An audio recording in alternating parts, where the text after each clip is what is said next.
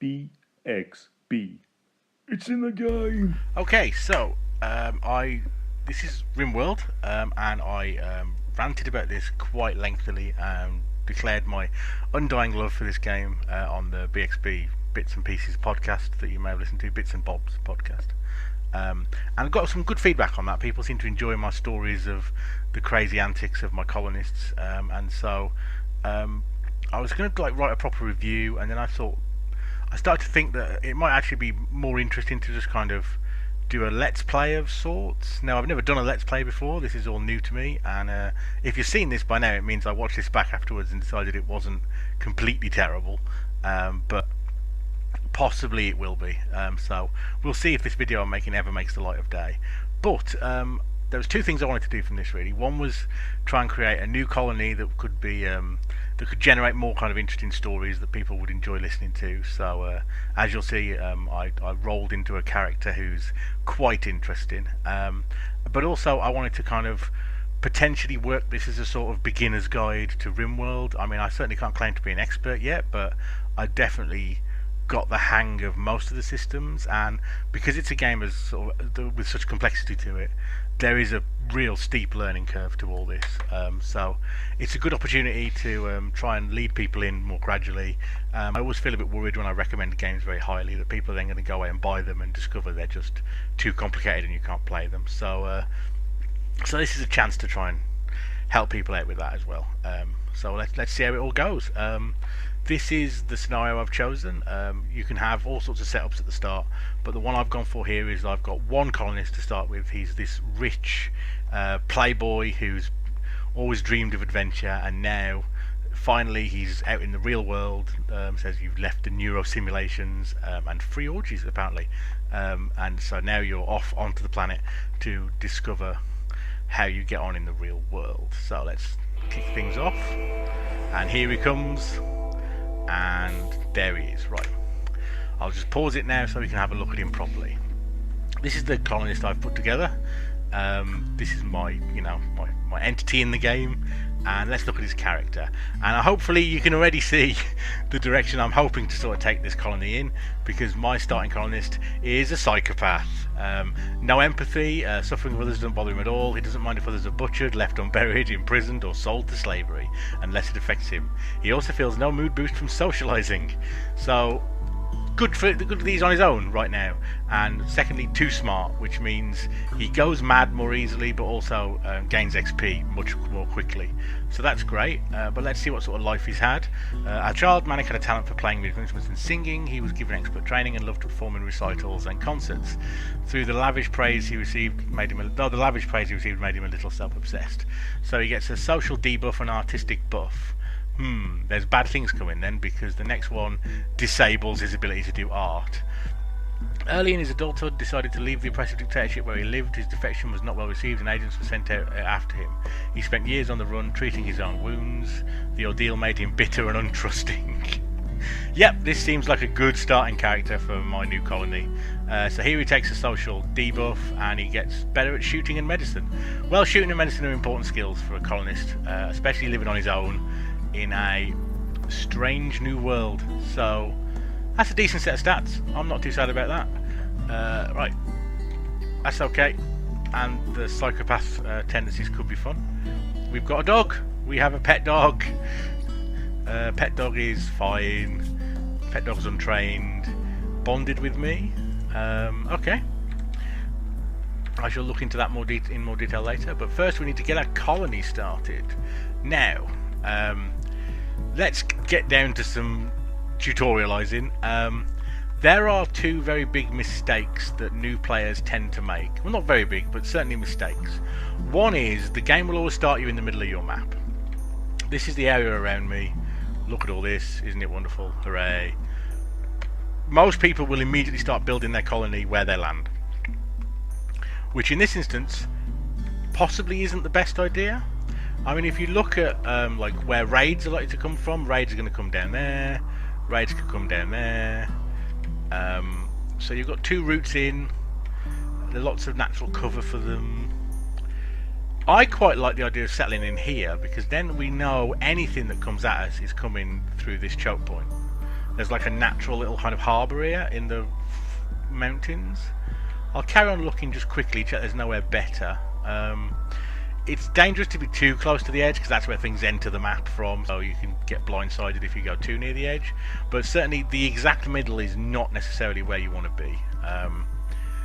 We also have the option of, you can either build structures on the sort of open areas, or you can mine into the mountains and build there. Now there's downsides to that. Some things live in the mountains and you might uncover them, but it's interesting. Don't know what to do there. Yeah, I think I like this. This seems a reasonable starting point, and then we can just build a little colony in here, and if we need to start building into the mountains to extend there, we can.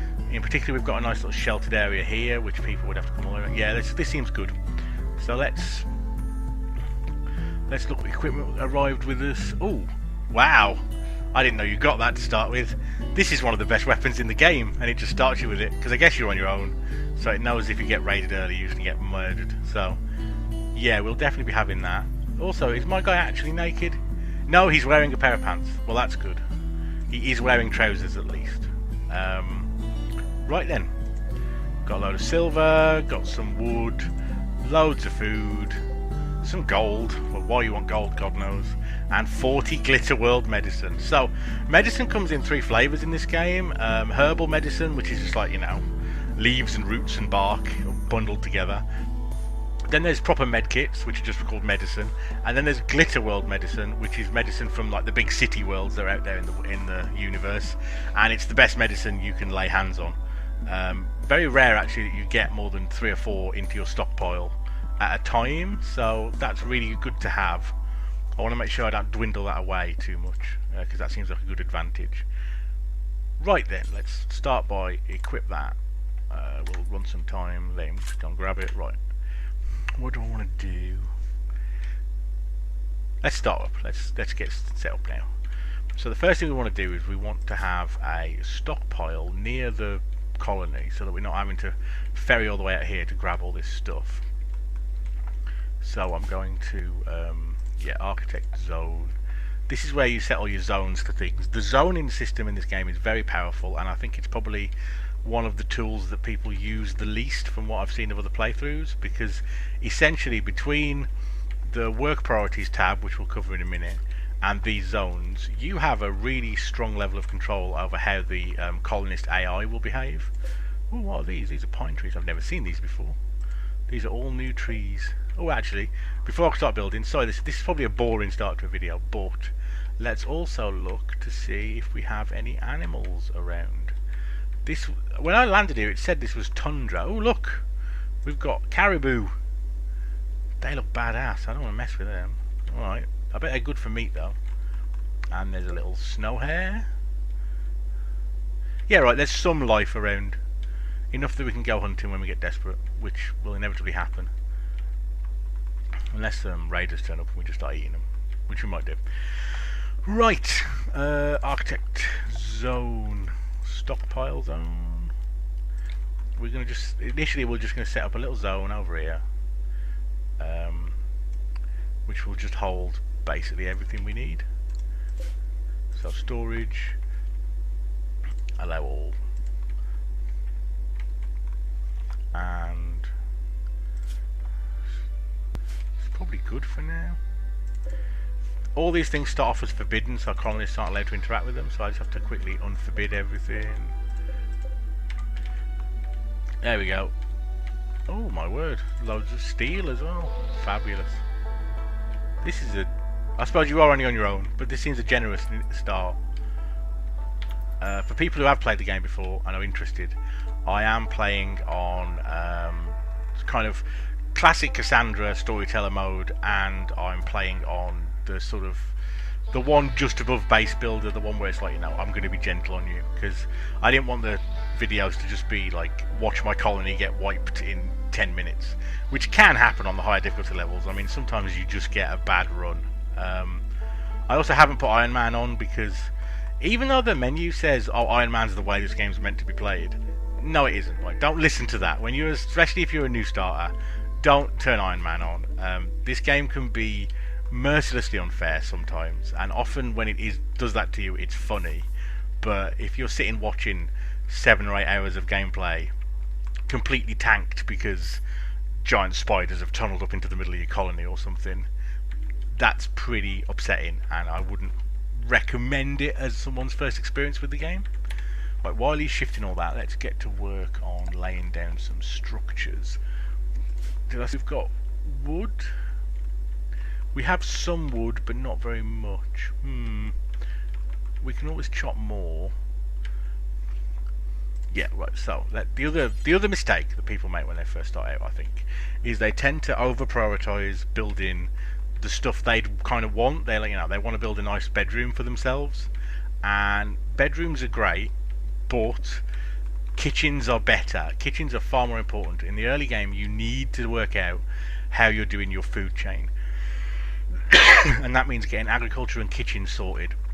And if your colonists spend their first night sleeping on the kitchen floor, that's bad, but it's not the end of the world. Bedrooms are definitely less important than food resource stuff. So I'm actually a bit kind of stuck now, because I haven't really got that much wood, have I? How much wood have I got? 300 wood. That's probably enough to build a small kitchen.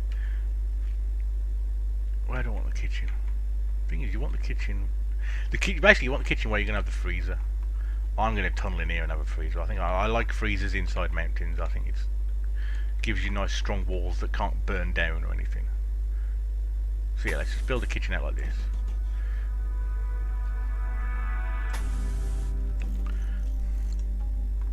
There we go. It's gonna need. So there's power as well. That's the other decision I've got to make. Yes, okay, this makes sense. For now, everything's going in one room, and the main reason for that is that I'm going to have fuel generators, which are great, and people should use them. A tendency for some people to start with solar panels or other renewable sources, and that's all well and good, but you really do want reliable power in the early game. Electricity is such a huge and valuable tool when you first start out, and so having solar panels which switch off at night and stuff, not good, I don't think. The other great thing about fuel generators is because they work by burning wood. I'm now worried about the fact they burn wood, because man, there are not a lot of trees on this map. We'll work something out. We'll have to plant some, I think. Because they work by burning wood, they generate heat in the room you're in, so we'll have that. We also need a door for this.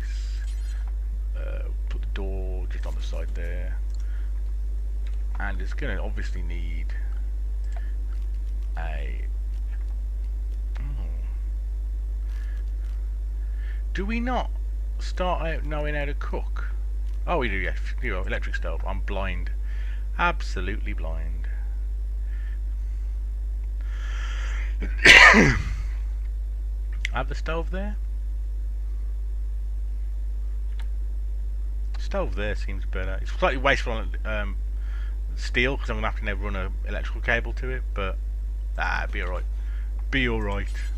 And then the butcher's table, which you tend to want right next door to it, so they can just hop between the two, and then we're going to have the freezer in here, so that should be reasonably efficient. Now, if you're an experienced Rimworld player, you may well be saying right now, no, put your cooker in the freezer.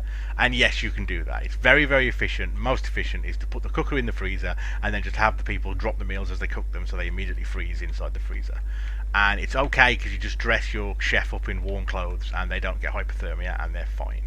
That works. It's not the sort of thing I like to do, because I feel like it's too gamey. I like Rimworld because of its ability to simulate and recreate human stories, and when you start getting into real gamey stuff like that, I feel like you're sort of not doing that anymore. So that's just a personal thing. I'm not going to do full-on min-maxing to that degree, but I am going to build these things. They don't need chairs for now. You can put chairs in front of them, and then the people who are using them get the benefit from sitting on the chair.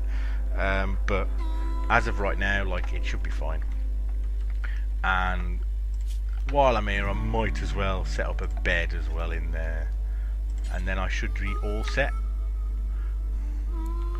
I don't think I want the bed touching the. Yeah, we'll just stick it there. Touching the fuel generator. I mean, it's going to get warm in there. Right, let's see what happens. Let's put this up to speed 3. Let's watch our man do his thing. What are you doing? You are cloud watching. Well, okay, but I'm sure there's shit to do, mate. Really?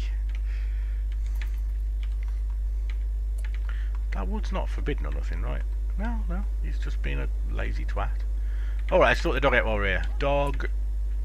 Dogs are useful. I'm not going to slaughter him. Male Labrador Retriever of colony, age 8. Right. First things first, let's make sure he's not trained in obedience, which means, although he's bonded to me, I can't be his master. That is bad. We will set him to be trained in obedience. Important gotcha that can often happen is when you go to the dogs training tab. I will now demonstrate. First option, obedience. If you do it through this way, which is quicker because you get a whole list of animals and you can do it quickly, first option is not obedience. First option is kill. I've slaughtered a number of things I didn't intend to because of that little quirk of the interface. So, bit of advice for you there. Be careful on this screen that you're not accidentally slaughtering the animal. It looks obvious at the moment because there's that bloody knife straight right above it. But when this is like 10 or 12 animals deep, you can easily forget and you're just kind of working on a memory of the order of these things and it can be wrong. I'm also going to restrict the dog to the home area so he can't go wandering off and get killed by, I don't know, caribou or... There must be some sort of predators in this sort of environment and I've not seen any yet, but there's bound to be something because there always is. They're not going to just let me have huge herds of free meat that I don't have to compete for. Manic, what are you doing? Dude, you've been cloud watching there for like 3 hours. Like, seriously. Oh, I should have waited. I should have waited for him to haul all this wood before I laid down these plans. Never mind. And let's be honest, these trees ain't going to last, so I might as well cut them now, I think. No, they're still growing. That one's 80% grown, let's cut that down. Yeah, I've already made a mistake here. This is super inefficient having to haul all this wood over here. Oh well.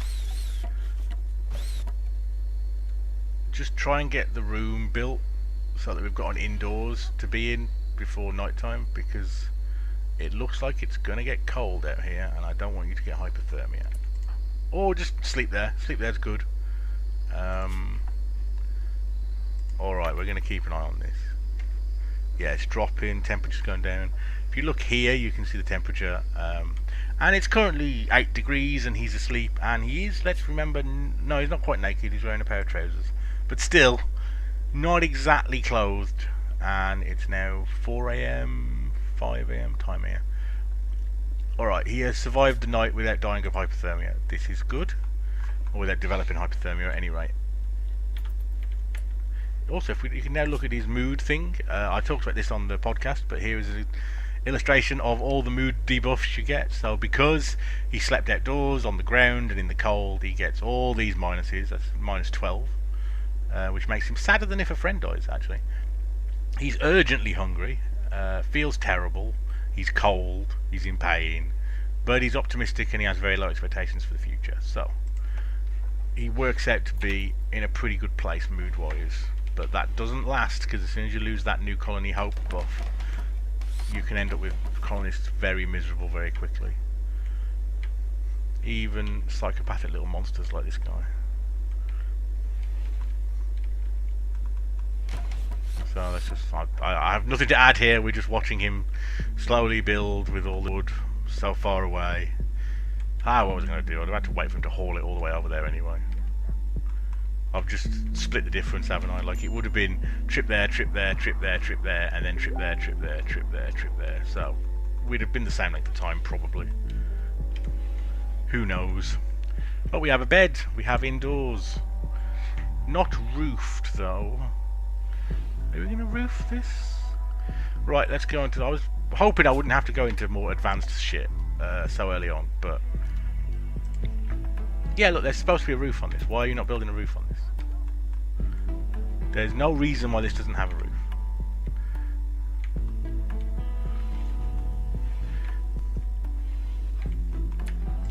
And now we're cloud watching again.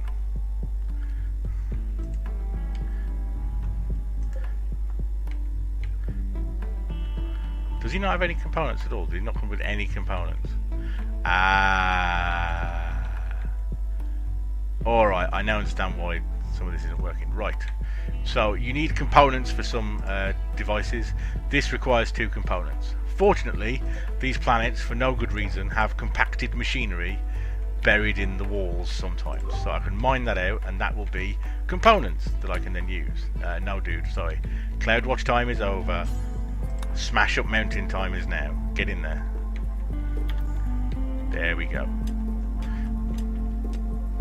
Oh, you're a great miner.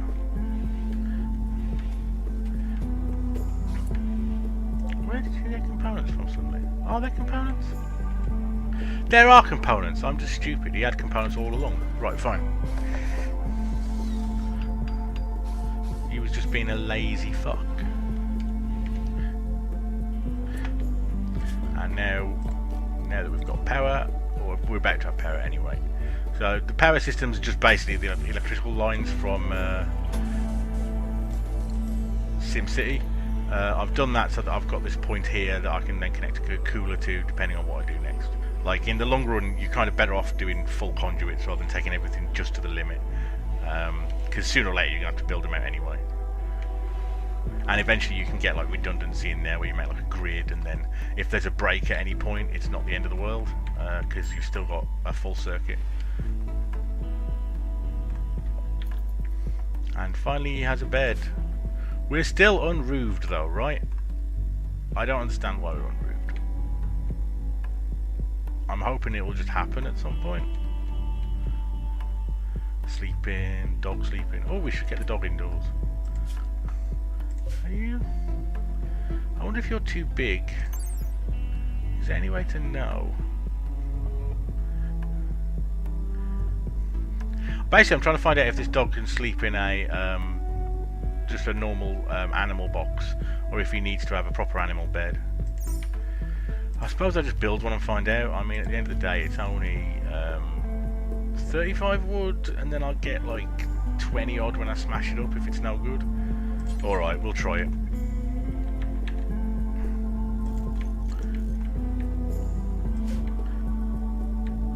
And we've still got wood. It says we don't have the wood, but we do. There's 50 lying on the ground over here that doesn't know about, because it's not in the stockpile. Here we go. He does need warm clothes quite urgently. I'm actually hoping we get attacked quite soon. Because getting attacked is a good source of clothes. You can easily get clothes off the dead bodies. Anyway, we're getting this built. There we go. We have our meal source. So now that we have a way of cooking things, we really are going to need wood, aren't we? Oh, have I made a terrible mistake? I mean, we've probably got enough around here for a little while, but we'll see. This is my teach the new players how to play Rimworld, and then I choose, to keep things interesting for me, I choose an environment I've never lived in before, like Tundra, to make it kind of more exciting for me. And I'm now learning a bunch of new stuff about how you have to live in this environment. Right, also, it's summer, so it's growing season. Growing season in this area runs from... I don't know, we can find out. There must be somewhere. Normally I'm on places that have like all year round growing season, but I think for me the growing season is like something like, it stops in like the middle of autumn. It runs from like 1st of spring to the middle of autumn, roughly. So I do want to be making sure I'm taking advantage of the summer months and creating agricultural zones. Let's do a little kitchen garden. Most people like do very nice tidy growing zones. I do not. That'll do. What we're going to grow there? We're going to grow. How long potato plants take? 3 days to grow, whereas corn plants will take 6 days to grow. Fuck corn. I don't need yield. I need speed. Rice grows super fast. Rice is winning so far, and I don't think my character has the skills to plant strawberries. No, he doesn't. So I think those are our options: potatoes, rice, or corn. I mean, sooner or later we're going to start growing the weed, but probably not yet. Hay grass, yeah, you can't eat hay grass. Right, rice plants it is. Get that rice in. Not rice in, because that would be a highly poisonous gas. Yeah, I am now at the stage where I'm just burbling, aren't I? God, this Let's Playing, it's harder than it looks. You have to talk. Talk all the time. Do I need defences? I am not convinced of the need for defences. What are you up to, mate? You're going for a walk. Well, that's lovely. Enjoy your walk. But, feel this?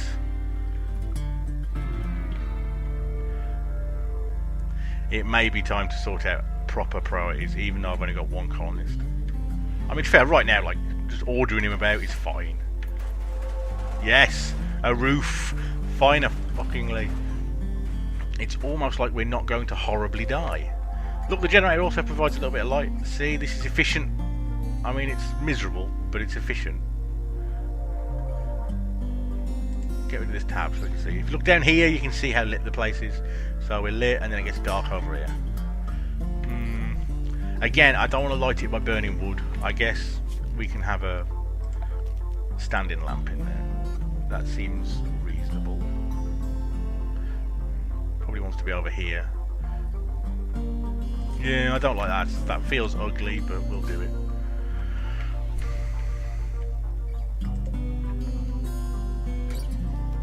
We'll put a harvest marker on that. These are berry bushes. These will give you raspberries. So we'll harvest those. We have a visitor. What are you like?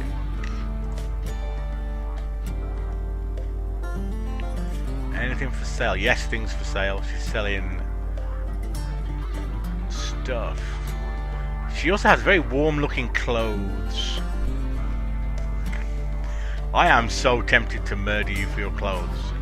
Dusters in particular are flipping great. Much underrated. The importance of like clothing is important. Obviously, clothing is important anyway because it affects the range of temperatures you can live in.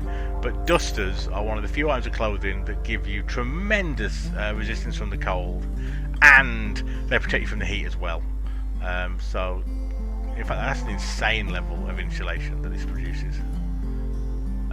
Ooh, man, I want that. I might murder you for your coat. Yeah, you're getting murdered for your coat. Come visit me. Come down here.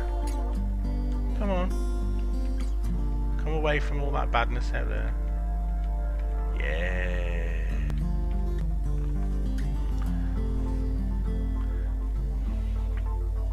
Look at me, I'm just sowing some crops. Nothing bad's happening. Right, draft him. Take cover. Annihilate. Let's just check before I shoot her. What's she armed with? A short bow. And Molotov cocktails. Oh, that's just an inventory though, that's not equipped. I wonder which we'll whip out and start shooting me with. If she whips out the Molotovs, this could be a very short colony because she'll burn everything to fuck. Decisions. Well, look, it's the first half hour of the colony's life, so, you know. Let's find out. Yeah, got her. She be dead. And she's not even dead, she's only wounded. Which means I could try and convert her and like capture her. What's her character like? She's neurotic, she's aesthetic, she's really useful. Doesn't do dumb labour, but wow, look at that stat. She is great at learning shit. Ooh, Glitter World nerd. Ah, yes. Yeah, I kind of want her.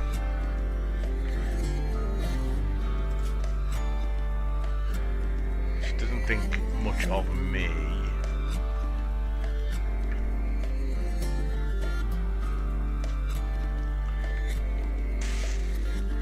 How can I do this? Because if I make this into a prison, then that'll transform into a prison bed.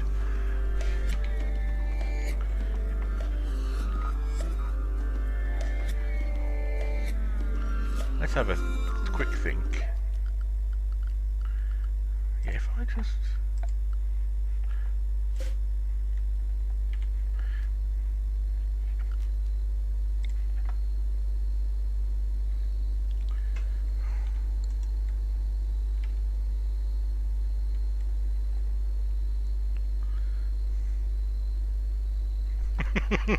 Alright, I'm planning a grim thing here, right. Let's go structure. If we just build like a bit of wall there and a door there. Undraft you. Have we got any wood around here? Yeah, we ain't got the wood. We ain't got the wood. So we couldn't build a bed anyway. Oh, do you know what? It's a sad day, but I might just have to bludgeon you to death. Or I could actually...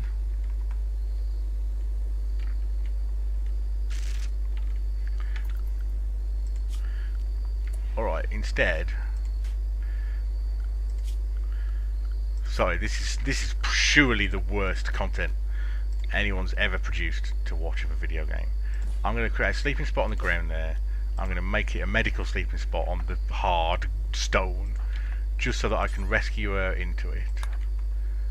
I should be teaching you like why I'm doing any of this, but this is like become complicated. I'll talk through. I mean, hopefully the process I'm going through here is like self-evident. I will talk through the details of it in more detail another time, because for now this is just about working out what we're doing. So I've rescued her, which means I'm going to heal her back to full health, hopefully. I mean, she might just die. I've shot her in the left kidney, torso has been shot to ribbons. She's also been quite badly wounded in the leg, to the bone, Alright, she might just die, and if she does, it's fine. Because look at all the stuff she had. She had drugs as well. Wake Up is a drug, Flake is a drug. Flake's essentially heroin in this game. So I've got some heroin, scored some skag, got some nice meals, got some money, got some more components, got some Molotovs, got a short bow which I don't give a shit about. But most importantly, got her clothes. Yeah, I'll just drag her into my cell and forcibly strip her. That's not creepy. And I'll just put her clothes on. I mean, technically I suppose these are lady clothes, but you know, I'm a psychopathic transvestite who just murdered her, so that seems reasonable. No, dude, I don't think you can just go to bed. I think you do actually need to, like, if we're planning to try and save her life, we do actually have to, like, bandage her at least or something. So now when as he works on it, this bar fills up and you'll see, like, that's well bandaged. Although, I don't want you using actual medkits on her. I don't, like, care that much about saving her life. So not so much with the Glitter World medicine on the person I've just murdered. But the thing is, because I've attacked her, she was from Comedian's Community, so they're now pretty pissed off at me because they sent this lovely visitor and I just shot her because she had a wicked coat that I needed to steal. But if I send her back, that will go up a bit, I think. Maybe it won't. Maybe the game doesn't work that way. I mean, it would be pretty fucked up. Like, look, I stopped killing her and saved her life, so you like me more now, right? But I suppose it does take the sin off it a little bit. How is she now? She's all bandaged up. She's fine. She probably will survive, actually. I don't think she's going to die. Unless she develops an infection, which she might. So, it's the morning, and my dog's off. What's he barking at? Was you nicking one of our good survival meals? I suppose I do need to find a way to feed you as well, because, Yes, okay. Problems.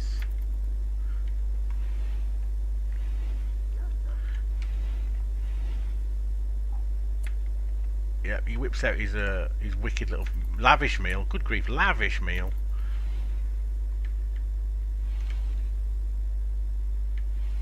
And he's just carrying it around and going for a walk. Oh dear, she's gotten an infection. What's oh no, that's me. What's wrong with her? Where's she infected? In the torso. All right, you're getting released quick sharp, I think. Come, like, why is she not leaving? You're free to go. I haven't captured you. You're just a guest. So, you know. Why? I'm feeding her the food I've just stolen from her. Alright. I mean, it's strange, but Fair enough. Easy come, easy go. And now I'm planting some rice while she just sits in there and my generator runs out of power. So she's now stuck in the dark. Wow, there really wasn't much wood in that, was there? Yeah, seriously, like... Get to fuck. Why are you still here? I would like you to leave now.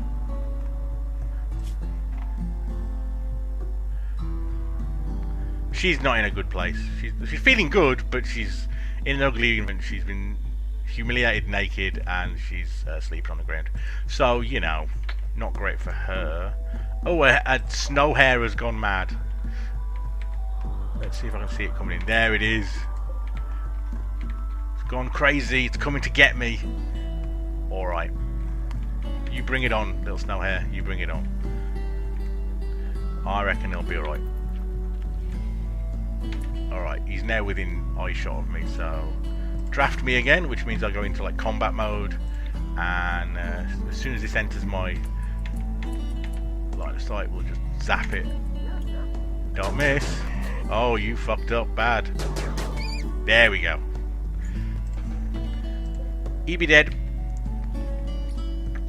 So, yeah, right, let's actually do some teaching. Do you remember this is supposed to be a teaching video of reading? Yes, I do remember that now. Okay.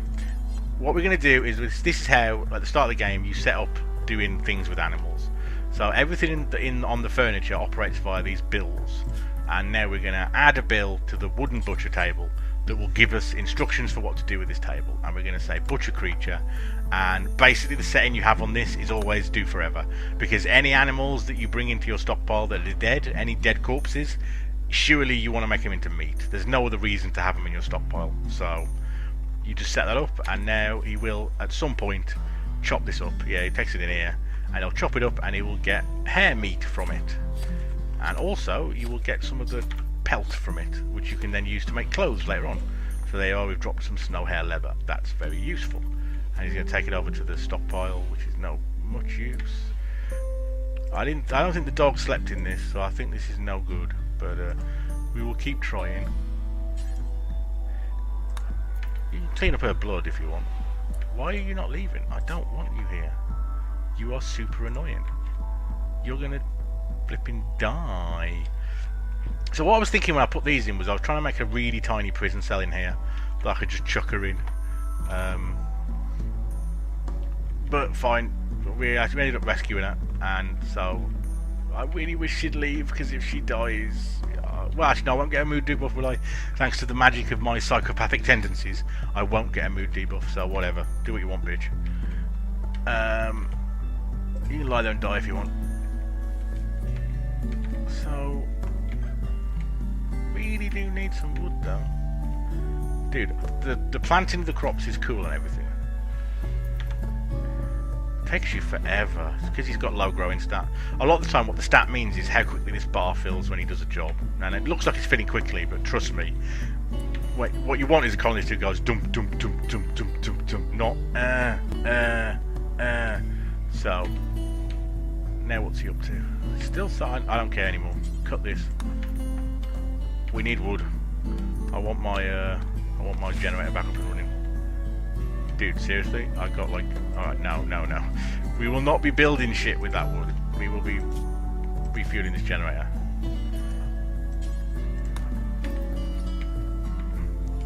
That was not good wood from that tree. Those pine trees are shite for wood. Well, that's a problem. There's like no like dense forest area that I can just go and carve a load of wood out of. Caribous have moved down. Oops. Alright, maybe fueled generators are not good in this sort of environment. Maybe I did want a solar panel after all. After mocking some people for having solar panels on their farms, it turns out I do want one. I mean, eventually we try and build up to geothermal, and then you've got access to like vents like this. There's no vent in here though, maybe that matters. Yeah, there's no vents. That is my nearest one. Ah well, be alright. We can like run cable through the mountain or something, and then just like box it in to keep it safe. I could also have used these buildings. You get these like little bits of like half ruined buildings, and you can claim them and you can make them part of your colony. And they're good. It's often good to start building off those. Yeah, maybe this is a bad place for my colony. I mean, I'm early enough that I could basically strip all this out and move if I wanted to, but no, let's stick with this now. Now I'm here. Yeah, there he is, sleeping on the floor, so obviously this doesn't work. I thought dogs were too big for those boxes. They're really for like chinchillas or rats or pet tortoises and stuff. Cats sleep in them, but dogs won't. Right, well, having got the basics in, waiting to see if this woman leaves, this seems a reasonable place to stop with my little playthrough and watch it back and cringe at how terrible it is. So, you might see this, you might not. I might just start again at some point if it's terrible. Anyway, yes, so that's the start of hopefully an interesting Rimworld playthrough.